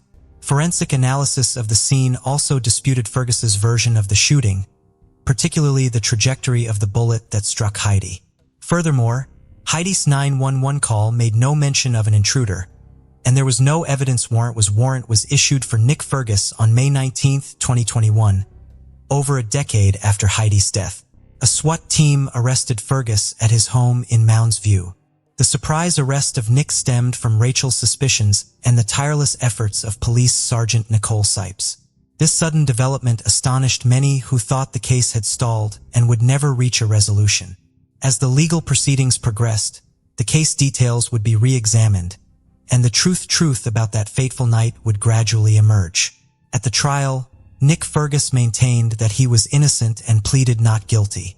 Many of his family members, including his father, claimed to believe in his innocence, stating that Nick's love for Heidi would have prevented him from committing such a violent act. However, the jury disagreed with their assessment. On February 10, 2023, the jury delivered a shocking verdict after deliberating for 10 hours. They found Nick, the person Heidi trusted most, guilty of her brutal murder. This outcome left everyone who knew Heidi in a state of shock and disbelief. The prosecution built a strong case against Nick by showing that he was facing severe financial difficulties, which they argued led him to kill Heidi to avoid shame and conflict. They questioned the truth of Nick's claim that a home invader was responsible, suggesting that he fabricated the story to divert attention from himself. The prosecution presented convincing evidence, including the lack of signs of forced entry and inconsistencies in Nick's account. Notably, there was no DNA or physical evidence to support the presence of an intruder, which raised serious doubts about Nick's story. Prosecutor Rachel Craker argued that Nick's inability to accept the truth of his financial deception led him to commit a shocking crime, sacrificing Heidi's life to preserve his reputation. In contrast, Nick's defense attorney Robert Richmond countered that it didn't make sense for Nick's financial problems to suddenly drive him to murder. Nick claimed that killing his wife would somehow boost his reputation, but this statement is illogical. After intense debates during the trial, the jury finally reached a verdict that would determine whether Nick would be held accountable for Heidi's death. The jury carefully considered the evidence, emotional testimonies, and legal arguments before delivering a unanimous verdict. Nick Fergus was guilty of first-degree murder. On April 13, 2023, the judge handed down the most severe sentence possible, life in prison without parole. Although found guilty, Nick still insists he had nothing to do with Heidi's death. He maintains his innocence even after being sentenced. When he was sentenced, Nick said, "I understand the pain and loss felt by everyone here today. Justice has been served, but it came at a great cost. A broken family, a betrayed community, and a life cut short." The verdict brought a sense of closure to Heidi's family and friends, but it also left them with the painful realization that the man they thought they knew was capable of such a heinous act. So you must be thinking, where is Nick now? Nick is currently serving his life sentence at the Minnesota Correctional Facility located in St. Cloud, Minnesota. Here's what drove Nick to commit the tragic act. The motive behind the killing remains unclear, but there are clues. In June 2009, Nick received foreclosure papers on their house, which was then sold at a sheriff's auction the same month. 10 months before Heidi's death, eviction proceedings began in February 2010, with a hearing scheduled for March 8, 2010. Nick attended the hearing alone. Initially, the lockout was set for April 9, 2010, but Nick called the attorneys claiming his grandmother was in the hospital and about to die. He requested the lockout be rescheduled for April 26, 2010. However, investigators found no evidence to support this claim. When questioned, Nick said Heidi was aware of their financial troubles, and that they had made plans together to move out of their foreclosed home and start fresh elsewhere. The truth behind a tragic event was finally revealed by prosecutors. A husband, Nick, had been hiding their severe financial struggles from his wife, Heidi. Tragically, before she could discover the truth, he took her life. Instead of being honest with his wife and working together to find a solution, Nick chose a devastating path. According to prosecutors, Nick's motive for killing his wife was his shame and fear of revealing their financial problems, which included $118,000 in credit card debt and 22 months of late mortgage payments. By killing Heidi, Nick avoided confronting the consequences of his own deception. In the end, justice was served, but Heidi's loved ones still suffered immense pain and loss. Unfortunately, no legal punishment could undo the harm or bring back the vibrant life that was cruelly taken. The case of Chris Coleman. Chris Coleman, a former Marine, met his wife Sherry, an Air Force member, while serving in the military. Sherry instantly fell in love with Chris and knew he was the one. They got married before their first child, Garrett, was born, as they were devout Christians. After Garrett's birth, they had their second son, Gavin. Gavin was more energetic and mischievous, unlike his laid-back father and brother. Chris and Sherry were devoted parents who cherished their children. Sherry protected them fiercely, while Chris enjoyed every moment with them. When Chris left the military, the family moved to Waterloo, Illinois, where Chris worked as the head of security for TV evangelist Joyce Meyer. Joyce's luxurious lifestyle sparked controversy, with critics accusing her of exploiting her followers' fears. Chris's job was to protect Joyce from threatening letters and hate mail. He worked as her bodyguard and earned a substantial salary, providing financial security for his family. However, his frequent travels with Joyce put a strain on his family as he was away from home for long periods. His sons deeply missed him, and his wife Sherry felt overwhelmed, underappreciated, and burdened with household responsibilities. In October 2008, Chris went to Florida, where his wife grew up and met with an old friend, Tara Lintz, who gave him a tour of the city. Days later, Chris received a disturbing email from an address called Destroy Chris, warning him that he and his family would be in danger if he continued to work for Joyce Meyer. The ministry received more threatening emails specifying a time and date for the potential attack on Chris's family. The emails seemed to have inside information on Chris's schedule, including his upcoming trip abroad. Chris told Sherry about the threatening emails he had been receiving, and on the following Monday, he reported them to the local police. As Chris often worked away from home with Joyce Meyer Ministries, the police offered to increase patrols around their house during his absences. But this did little to alleviate Sherry's fear for her family's safety. Sherry's concern was so great that she once asked a friend to stay with her while Chris was away, as she didn't feel comfortable being alone in the house. She emphasized that she would do whatever it took to keep her family safe. 2 months into the threats, The Colemans received a disturbing hand-delivered letter demanding that Chris publicly renounce his faith or face severe consequences. The letter's ominous tone left Sherry genuinely fearful for her family's safety. The threat had a profound impact on Sherry, and her fear grew daily. To respond to the threat, Chris and Sherry took extra precautions to protect their family, including installing surveillance cameras around their home, which captured footage of the surrounding area and sent it to a screen in their basement office. For a few months, everything seemed fine. However, in April 2009, the family received another disturbing letter warning that Sherry's worst fears were about to come true. Chris was deeply disturbed by the letter's ominous tone. After reviewing the security footage, Chris was shocked to see a mysterious silhouette. Although the figure's identity remained unknown, its presence reignited Chris's concerns for his family's safety. The renewed sense of fear led to increased police efforts to protect the Coleman family. Detective Sergeant Justin Barlow from the Columbia Police Department took a particular interest in the case and offered to help the family. He set up video cameras to monitor the Coleman's driveway. But unfortunately, they did not catch the person behind the threats. On May 5, 2009, Chris went to the gym and then called his home phone to check on Sherry and the boys, making sure they were up and getting ready for school.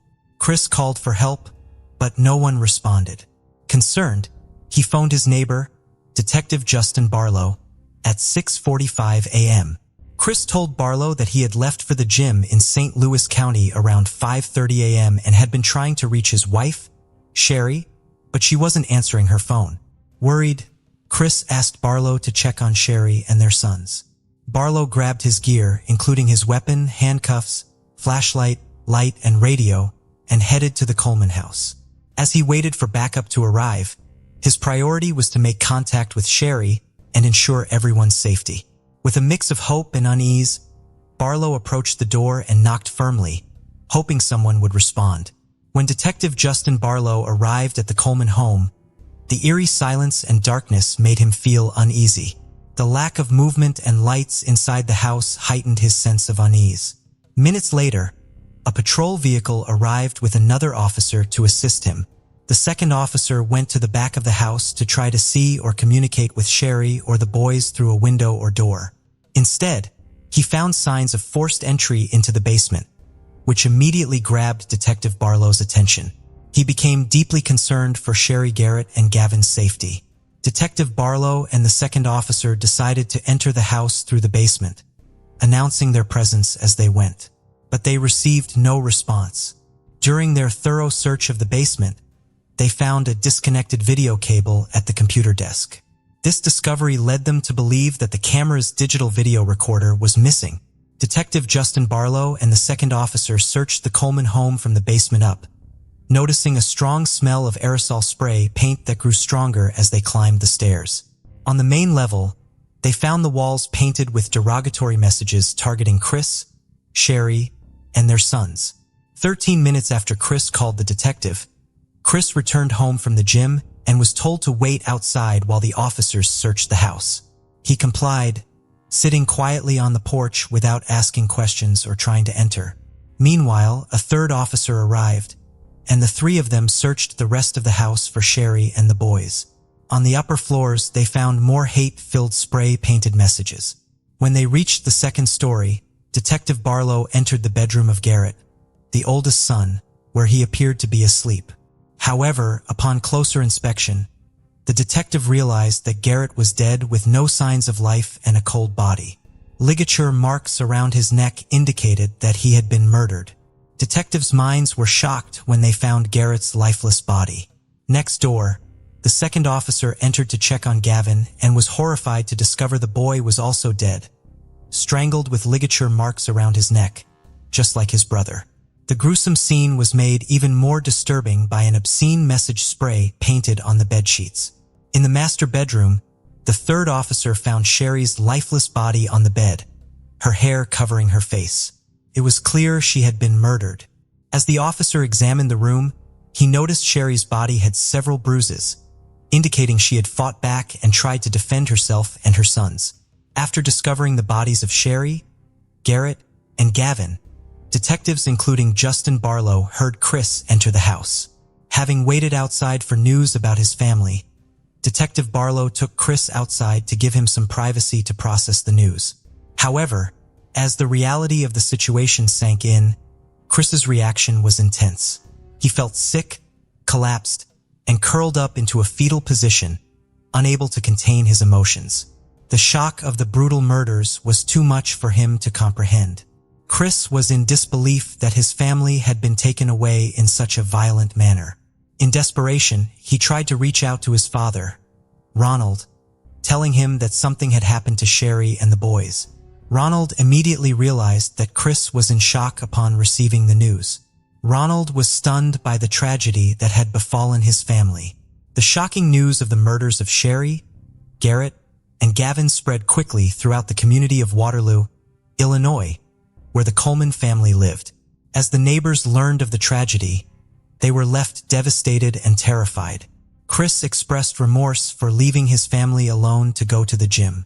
But when asked if he had any idea who might have committed the crime, he claimed to have no clue. Nevertheless, Detective Barlow noticed several suspicious behaviors during the interview.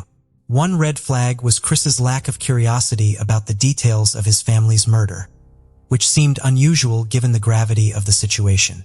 The detective noticed Chris trying to hide scratches on his arms during the interview, even using a blanket to conceal them despite the warm temperature. The scratches were suspicious because they suggested Chris had been in a physical struggle, similar to Sherry's fight with her killer.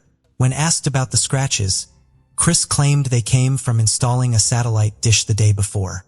He denied having an affair during the police interview, but did admit to a close friendship with Tara, a cocktail waitress, and high school friend of his wife's who lived in Florida. Chris said his conversations with Tara were innocent, but wouldn't have been approved by his wife. He insisted he would never consider leaving his family for Tara. However, when detectives contacted Tara, her story contradicted Chris's. She revealed that they had been having an affair since November 2008. Tara provided evidence from her phone and laptop, including emails, explicit pictures, and videos that exposed the true nature of their relationship. When detectives confronted Chris with the information Tara had provided, he admitted to seeing her more frequently than he initially told them. Further investigation revealed that Chris and Tara had a secret arrangement to meet at locations where Chris worked for Joyce Meyer.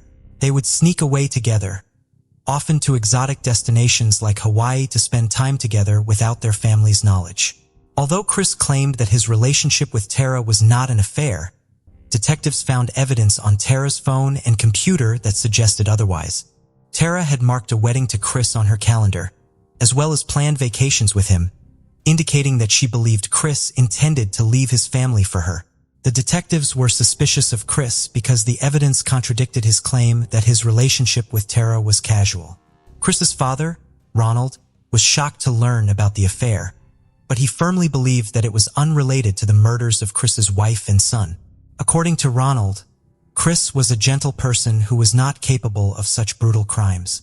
Ronald described Chris as a quiet individual who showed no signs of violence. However, the detectives thought that Chris's affair with Tara was a strong motive for the murders. Despite this, their initial investigation did not find enough evidence to charge Chris with the crime. After being questioned for 6 hours, Chris was released without being charged. Tara became a person of interest in the investigation, but she was eventually cleared as a suspect when it was discovered that she was in Florida on the morning of May 5, 2009 when the murders occurred. The Coleman family murders led to one of the largest murder investigations in Illinois history. A special team of 25 detectives was formed to catch the person who killed the Coleman family. They worked extremely long hours, often 20 hours a day for 15 days straight, calling in experts to help with the case. One of their main goals was to find out who sent the hateful emails to Chris Coleman. They carefully looked at every threatening email sent to Joyce Meyer Ministries over the past year, which led them to investigate leads all over the country. The team tracked down and talked to every person who sent threatening emails, but none of them seemed to be responsible for the murder. A team of computer experts was then brought in to help investigate the crime. The detectives hoped they could find some digital evidence related to the murder. The computer experts started by looking at the email account, Diarist. They found that the email address was created on November 14, 2008, just a few days before the first threatening email was sent. One surprising thing they discovered was that the death threats sent to Chris Coleman's family came from Chris's own computer IP address. The detectives thoroughly examined the spray-painted messages at the crime scene and compared them to Christopher Coleman's handwriting to gather evidence. They took photos of the messages and collected handwriting samples from Coleman, which were then sent to a specialist for analysis. The expert's comparison of the two samples revealed a match, indicating that Christopher Coleman had written the messages on his home's walls on the day of the murders. Further analysis identified the specific brand and color of spray paint used: Rust-Oleum Candy Apple Red. After learning that Chris Coleman had bought something from a hardware store just days before his family's murder, a detective contacted the store's manager. The manager confirmed the purchase and revealed that Chris had bought Rust-Oleum Candy Apple Red spray paint, the same type found at the crime scene. This discovery was crucial because it established a link between Chris and the murder. The timeline of the murder was also important. Chris initially claimed to have left his house around 5:45 a.m. on May 5, 2009, but the medical examiner determined that the murders occurred around 3 a.m., which meant Chris was at home when his family was killed. 2 weeks after the bodies were found, Chris Coleman was arrested and charged with 3 counts of first-degree murder. The prosecution argued that Chris's motivations were greed, selfishness, and narcissism, and that he wanted a fresh start, but his family was standing in the way. In April 2011, Chris Coleman stood trial for the murders of his wife, Sherry, and their 2 sons, Garrett and Gavin.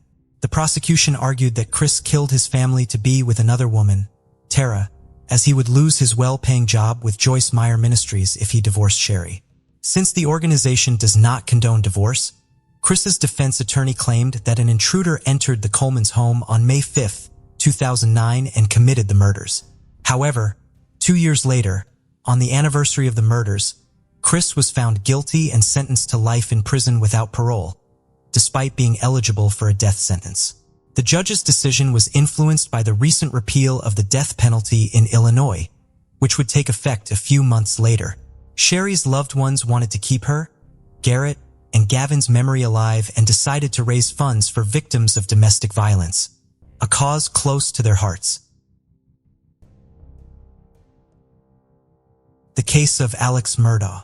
Alex Murdo attempted to follow in his family's footsteps by pursuing a law degree from the University of North Carolina, where he met his future wife, Margaret Maggie Branton.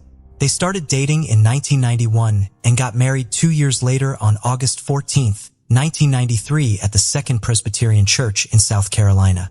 Alex and Maggie had 2 sons, Richard Buster Murdo and Paul Murdo. Alex joined his family's law firm, PMPD, as a personal injury attorney, aiming to continue his family's legacy. However, unlike his ancestors, Alex misused the power and influence his family's firm provided, covering up financial crimes, theft, and possibly even murder. For over a decade, Alex's dishonest dealings went unnoticed until his youngest son, Paul, was involved in a fatal boating accident. This incident was the latest in a series of suspicious deaths surrounding the Murdo family, leading people to speculate that these accidents were not coincidental and were instead part of a larger cover-up, given the family's history and resources. Here's what happened on February 23, 2019. Paul Murdo, fresh out of high school, took his family's boat to Pucas Island for a party with friends. The group, including his girlfriend, Morgan Dowie, Anthony Cook, and Miley Allman, wanted an unsupervised night of fun. They planned a house party and oyster roast on the island. To make the night complete, Paul used his older brother's ID to buy beer and hard liquor. They left the Myrtle River house around 7 p.m. and continued partying until midnight. Feeling restless, Paul suggested driving the boat to downtown Beaufort, where he and his friend Connor had 2 rounds of shots at around 1 a.m. As they headed back to the boat, a surveillance camera caught a tender moment between Anthony and Mallory. Paul, who was heavily intoxicated, started acting strangely on a boat ride with friends. At 1:15 a.m., the group got back on the water, but things quickly spiraled out of control. Paul drove the boat in circles, showing signs of intoxication, and got into an argument with the others. Anthony wanted to get out on a nearby rock, but Paul refused. GPS footage later showed that the boat's speed increased at some point. Although Paul denied deliberately speeding up, he was in control of the wheel. The boat crashed into Urua Creek Bridge at 2:20 a.m., throwing Mallory into the water. The others were severely injured. Connor broke his jaw, and Morgan's hand was badly hurt. Connor called 911, and help arrived soon after. When the deputy sheriff arrived, he saw blood in the main compartment and a large split in the hull from the impact. All the teenagers involved were extremely drunk, and everyone except Anthony required hospital treatment. Paul refused treatment despite being extremely agitated and having a blood alcohol level of 0.243, significantly higher than the legal limit. The search for Mallory's body took 8 days, and she was found to have died from a combination of blunt force trauma to the head and drowning.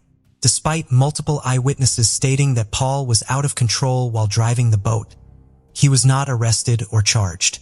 This led to rumors that Alex Murdo had used his influence to protect his son from justice. In March 2019, the Murdo family was served with a wrongful death lawsuit.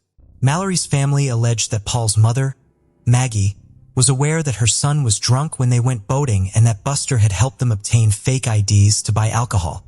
Paul was finally charged with 3 felonies on April 18, 2019, but he never made it to court because he died before his trial. A series of mysterious deaths have been linked to the Murdo family. One incident involved Stephen Smith, a gay teenager, who was found dead on July 8, 2015. His official cause of death was blunt force trauma to the head, and it was initially ruled a hit-and-run incident with no suspect arrested. However, Stephen's mother believed he was the victim of a hate crime. There were rumors that Stephen was in a relationship with Alex Murdo's oldest son, Buster, and that Buster might have been involved in Stephen's death. Gloria Satterfield, the Murdo family's longtime housekeeper, died on February 26, 2018 due to complications from a severe head injury.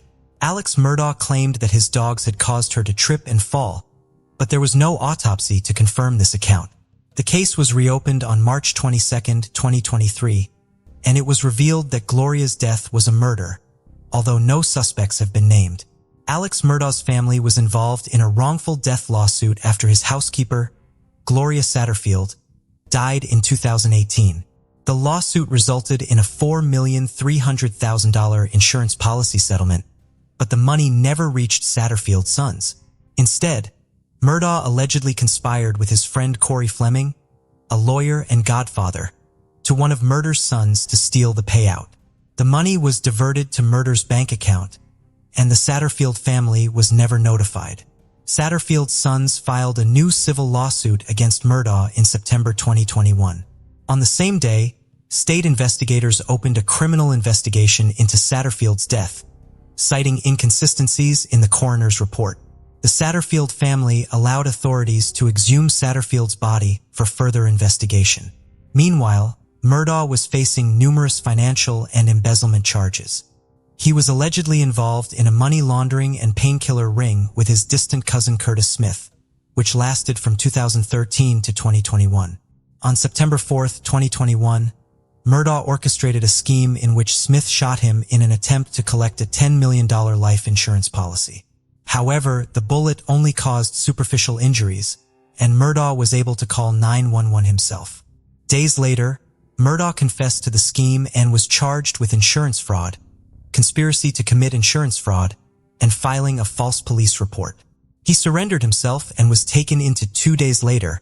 He announced his resignation from his family's law firm and entered rehab. However, it was soon revealed that Murdo had misappropriated $792,000 from his law firm. His law license was indefinitely suspended in September 2021. Investigators continued to uncover numerous financial crimes, tax evasions, and embezzlements committed by Murdo. After leaving rehab, Murdo was arrested again and charged with 2 felony counts of obtaining property by false pretenses. He was denied bond and later indicted on 27 counts of financial misconduct, accused of stealing money from clients, lawyers, and the Satterfield family. Alex Murdo faced additional charges on December 9, 2021, with 21 new counts added to the existing 27, bringing the total to 48. The charges included forgery, money laundering, computer crimes, breach of trust, and obtaining signature or property by false pretenses. It was estimated that Murdo had stolen over $6,200,000 from his victims. The state's investigation into his business dealings took months, with new charges emerging almost daily. By June 2022, the charges against him had risen to 81. And by the time he was formally disbarred on July 13, 2022, he faced 84 criminal charges and 11 lawsuits. One of the victims' mothers filed a legal claim against the estates of Margaret and poor Murdo, raising questions about the character of the once prominent attorney. Could he be hiding something even more sinister, such as the murder of his wife and son? What could have been his motive? The South Carolina Law Enforcement Division, SLARD, revisited the double murder case, considering new information gathered during the investigation into Murdo's financial crimes. They discovered that Alex and Maggie Murdo's marriage was troubled, and Maggie was living apart from her husband at their beach home on Edisto Island. Maggie's sister, Marion Proctor, told law enforcement that Maggie had not planned to see Alex on the night of the murders. Alex had asked Maggie to meet him at the family's hunting lodge, where she and her younger son were later found shot dead near the dog kennels. Alex claimed to have taken a long nap before leaving to visit his ailing mother, who suffered from dementia. He stated that he was away for 45 minutes to an hour and a half and found his wife and son dead upon his return. However, law enforcement suspected that Alex's timeline was questionable and lacked a clear motive for the murders. The investigation revealed that weeks before the murder, the state grand jury had subpoenaed Alex Murdo's finances, which threatened to expose his financial wrongdoings. Additionally, his law firm had discovered his misappropriation of company funds, and he was confronted about it on June 7, 2021, the day of the murder. State authorities believed that the financial pressure had pushed Alex to hatch a plan to divert attention from his crimes and garner sympathy in the public eye. 13 months after the fatal shooting, Alex Murdo was charged with the murders of his wife and son. The prosecutor alleged that Murdo had shot and killed his wife and son at close range with a shotgun and an AR-style rifle. The murder weapons were never found. Murdo's defense team argued that two shooters were involved due to the different weapons used. Expert witness testimony suggested that the shooter was likely between 5'2" and 5'4" tall, which ruled out Alex Murdo as a suspect due to his 6'4" height. However, under cross-examination, the expert admitted that there were other possible explanations for the bullet trajectory beyond the shooter's height. The investigation revealed that Maggie was shot with 300 blackout ammunition from an AR-style rifle, and a box of this ammo was found at the Murdo family estate. Prosecutors argued that Alex killed his wife and son to gain sympathy and avoid accountability for his financial crimes. Alex's lawyers countered that this didn't make sense as it would only shift attention to himself and put him in the spotlight of a murder investigation. Alex was a person of interest from the start of the investigation, but his lawyer claimed he had an ironclad alibi for the night of the murders and no motive to kill his family. Prosecutors presented two videos taken on the night of the murder, which appeared to show Alex wearing different shirts. The Snapchat video taken from Paul's phone showed Alex wearing a blue shirt, while the body cam footage showed him wearing a different shirt. Investigators couldn't find the blue shirt, and prosecutors suggested Alex tried to influence a key witness's account of what he was wearing. Cell phone data and testimony from Alex's mother's caregiver confirmed that Alex was only at his mother's home for 15 to 20 minutes, contradicting his claim of staying for 45 minutes to an hour and a half. The most crucial piece of evidence was a video found on Paul's phone recorded at 8:44 p.m., just minutes before the murders. The video featured the voices of Paul, Maggie, and Alex, placing Alex at the scene of the crime. This contradicted his previous alibi and confirmed his presence at the dog kennels where the murders occurred. Alex testified that he didn't shoot his wife or son, but admitted to lying about his alibi. Alex Murdo changed his story, claiming that his opioid addiction and resulting paranoia led him to lie to law enforcement.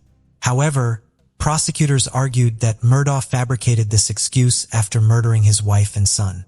They believed he used his wife's phone to create an alibi by making calls and sending texts, including "Call me, babe," at 9:47 p.m.